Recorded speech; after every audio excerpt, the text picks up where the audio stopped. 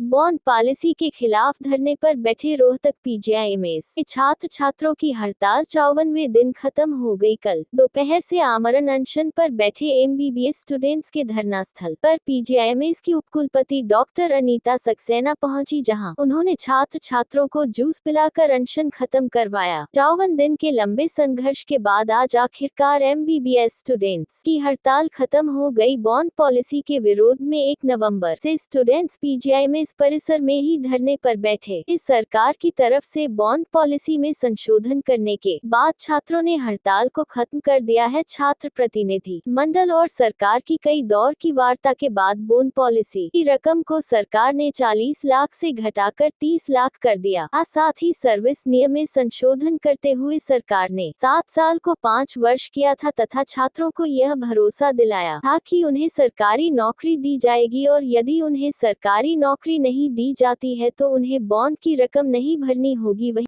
Ma'am, आप धरना स्थल पर पहुंचे, क्या स्ट्राइक खत्म होने जा रही है? 54 दिनों के बाद आज जो स्टूडेंट्स स्ट्राइक खत्म कर दिया, क्या कहेंगे? बच्चों ने डिसाइड किया है कि वो स्ट्राइक कॉल ऑफ करेंगे, क्योंकि उनकी जो मेन डिमांड थी बॉन्ड पॉलिसी की वो उनके हाथों में आ गई है गज़ट की फॉर्म में, और उनको वो पसंद है और उन्होंने उसको एक्सेप्ट कर लिया है।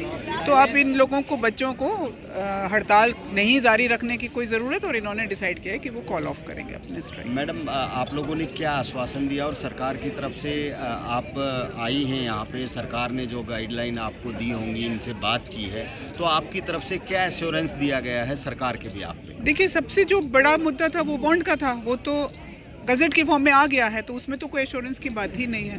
अब इनकी छोटी छोटी कुछ और समस्याएं जो डेवलप हो गई थी इसी दौरान में, जैसे इनके इम्तिहान पोस्टपोन करे जाएं या फिर इनकी आरडीए वालों की जो स्ट्राइक पीरियड है, उसके लिए हमें सरकार से एश्योरेंस मिला है कि ये सब चीज़ों को अच्छी तरह से रिजॉल्व कर दिया जाएगा। एक इनके ऊपर कुछ एफआईआर्स भी दर्ज हुई थी इस दौरान, तो क्या उनको भी वापस किया जा रहा है? देखिए, मुझे एफआईआर का क्या प्रोसीजर है ये देखना पड़ेगा, लेकिन वो चीज़ जो थी वो सरकार की तरफ से थी, यूनिवर्सिटी उस बीच में कहीं नहीं थी। लेकिन हाँ, हमने सरकार से इनकी पैरवी करी है कि वो एफआईआर को वापस ले लिया जाए। मैडम, एक बार 2-3 पॉइंट्स में बता पाएंगे कि जो पहले बात हुई थी और अब क्या ऐसा पूरा हुआ है कि बॉन्ड पॉलिसी के बारे में? वो काफ़ी छोटे छोटे पॉइंट्स हैं, आपको ये पब्लिक डोमेन में भी है, गज़ट में भी है, आप पढ़ लीजिए उसको। लेकिन मोटा मोटा ये है कि सबको नौकरी दी जाएगी। यदि किसी वजह से नौकरी नहीं दी गई, सरकारी नौकरी, तो इनसे बॉन्ड का पैसा नहीं लिया जाएगा, और अगर इनकी नौकरी में कम पैसे की नौकरी लग रही है तो इनसे ईएमआई शुरू नहीं किया जाएगा। ऐसा मैं समझती हूँ, मोटा मोटा यही है करीब करीब। एक वो बच्चे काफ़ी बार कह रहे थे कि 40 लाख कहाँ से लाइन, अब 30 लाख हो गए, तो 30 लाख काफ़ी बड़ी अमाउंट हो। देखिए, 30 लाख में फ़ीस भी इंक्लूडेड है, तो वो वैसे 30 लाख नहीं है, 30 से कम है। और उसके अलावा लड़कियों के लिए खास 10% का भी विशेष छूट मिली हुई है। लेकिन ये सब तभी देना है जब इनको सरकारी नौकरी में पैसे मिलेंगे। कॉन्ट्रैक्चुअल नौकरी तो अभी कोई नहीं ले रहा है। कॉन्ट्रैक्चुअल में भी अमाउंट क्या मिलेगा उस पर डिसाइड होगा। अगर अमाउंट ज़्यादा मिलेगा तो ईएमआई कटेगा। अगर अमाउंट ही इनको कम मिल रहा है, शायद 90,000 है डॉक्टर साहब, 90,000 या 93,000 कुछ है, अगर उससे कम होगा तो ईएमआई नहीं कटेगा। यही डिसीजन हुआ है, तो इसलिए कोई राहत है। एक एक पॉइंट लिखा हुआ है। आपने जो भूख हड़ताल में बैठे थे उनको जूस पिला दिया? जी जी जी जी, बहुत खुशी हुई इस बात से। ठीक। छात्रों का कहना है कि बॉन्ड पॉलिसी में संशोधन करने के बाद उसकी अधिसूचना 21 दिसंबर को जारी कर दी गई थी। पॉलिसी में संशोधन करना यह दर्शाता है कि छात्रों के इस आंदोलन की जीत हुई है। छात्र अपनी इस जीत से काफी उत्साहित और खुश नजर आए। साथ ही उनका कहना था कि 2 दिनों से छात्र सरकार द्वारा जारी अधिसूचना पर विचार विमर्श कर रहे थे और सोमवार से सभी छात्र छात्राएं कक्षाओं में लौट जाएंगे। देखिए, सबसे पहले तो सभी पत्रकार साथियों को एक बार दिल से धन्यवाद, सभी प्रदेश के एमबीबीएस स्टूडेंट्स और रेजिडेंट्स की तरफ से। मीडिया के हम खास आभारी हैं। पूरे के पूरे आंदोलन के अंदर पहले दिन से आज के दिन तक मीडिया के हमारे पत्रकार साथियों ने अपने ड्यूटी की नैतिकता और अपनी जो उनकी ओब्लिगेशंस हैं उनसे बाहर जाकर उन्होंने हमें कवरेज दी है, हमारे मुद्दे को उठाया है। उसके बाद में पूरे के पूरे प्रदेश की जनता को सबसे पहले मैं नमस्कार करना चाहूँगा, नमन करना चाहूँगा। पूरे हरियाणा प्रदेश ने एमबीबीएस के स्टूडेंट्स के साथ में पिछले 54 दिन के अंदर जो समर्थन और जो भावना दिखाई है उसने हमें किसी भी समय पर कमज़ोर ही नहीं होने दिया। मुख्यमंत्री जी ने 30 नवंबर 2022 को हरियाणा निवास चंडीगढ़ के अंदर एक मीटिंग की थी स्टूडेंट्स के साथ में, और उसमें बॉन्ड पॉलिसी के अंदर कुछ अमेंडमेंट्स करने की घोषणाएं की थी। उसके बाद भी विद्यार्थियों ने अपना आंदोलन जारी रखा था।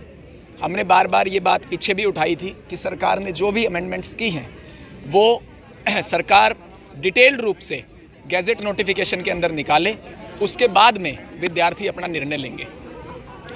पिछले 2 दिन के अंदर वाइस चांसलर मैडम के साथ में भी सभी यूनिवर्सिटी के कॉलेजेस के रिप्रेजेंटेटिव स्टूडेंट्स की मीटिंग हुई, और आपको पता है 21 तारीख को प्रदेश सरकार ने बॉन्ड पॉलिसी की गैजेट नोटिफिकेशन भी निकाल दी, जिसका कि हम पिछले 2-3 दिन से विस्तृत अध्ययन कर रहे थे, विद्यार्थियों के साथ आपस में बातचीत कर रहे थे, सहमति असहमति जताने के लिए उनसे सभी से निवेदन कर रहे थे, और चारों कॉलेजेस भी आपस में अपना मत बना रहे थे। जो सरकार ने बॉन्ड पॉलिसी के अंदर अमेंडमेंट्स की हैं वो पॉजिटिव हैं और वो विद्यार्थियों के हित में हैं। इस वजह से इन पॉजिटिव अमेंडमेंट्स के मद्देनज़र हम लोग ये निर्णय ले रहे हैं सभी कॉलेजेस के स्टूडेंट्स जो है स्ट्राइक को कॉल ऑफ करके अपनी क्लासेस रिज्यूम कर रहे हैं। जिस तरह से 40 लाख की बात कही थी, फिर 30 लाख हुआ, और अब कहाँ तक किस तरह से सहमति बनी, क्योंकि जो नया जो अभी नोटिफिकेशन जारी हुआ है उसमें क्या खास है कि भी आपने देखिए, सबसे जो महत्वपूर्ण बात है इस पॉलिसी के अंदर से, शुरुआत से हमने जो इस पॉलिसी के अंदर लड़ाई लड़ी थी वो एक ही विषय के ऊपर थी, जॉब गारंटी के ऊपर। और अब जो सरकार ने गैजेट नोटिफिकेशन रिलीज़ किया है उसमें सरकार ने इन अ वे जॉब की जो है अश्योरेंस सभी को दी है। अगर सरकार जॉब विद्यार्थी को प्रोवाइड नहीं की जाएगी तो गैजेट नोटिफिकेशन के अनुसार उसको बॉन्ड की राशि भी नहीं देनी है। सबसे जो महत्वपूर्ण पॉइंट है वो ये है, इसमें 40 लाख या 30 लाख का सवाल ही पैदा नहीं होता, क्योंकि प्रदेश की सरकार अगर बच्चों से काम करवाना चाहती है तो उनको नौकरी देनी पड़ेगी। हमने शुरुआत से ये बात आपको कही है कि आप जॉब दीजिए, विद्यार्थी काम करने के लिए तैयार हैं। तो मसला 40 या 30 लाख का नहीं है, मसला ये है कि प्रदेश सरकार ने नौकरी लेने की जिम्मेदारी ली है। सबसे जो बड़ी बात है वो ये है। समय अवधि कुछ देखिए, समय अवधि जहाँ तक पहले 7 साल की बात थी, higher education PG MD MS के बारे में भी कोई कमेंट नहीं किया गया था।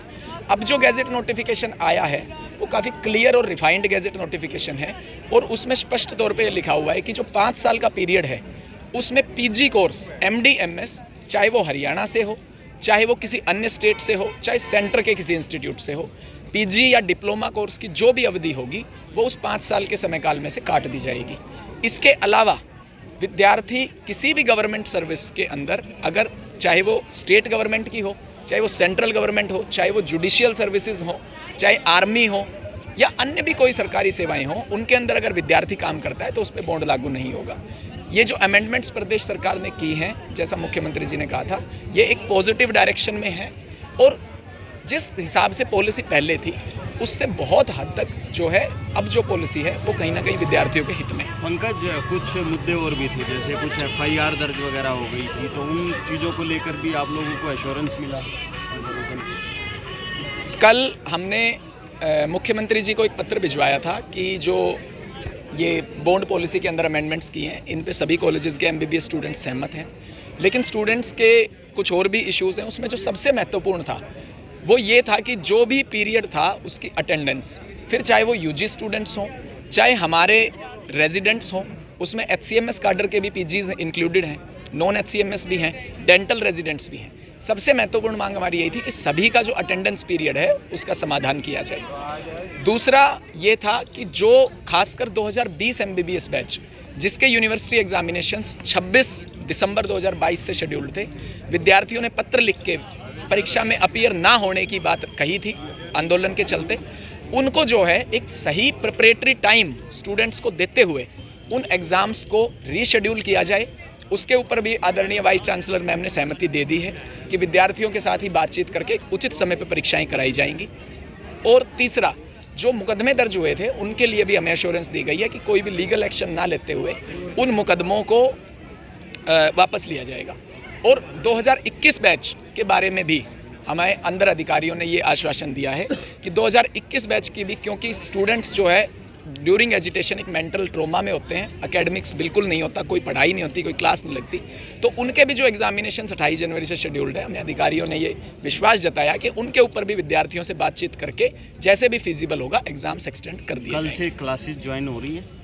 कल तो संडे है, परसों से डेफिनेटली स्टूडेंट्स क्लासेस में जाएंगे, हमारे लेक्चर थिएटर से एक बार फिर स्टूडेंट्स को देखेंगे।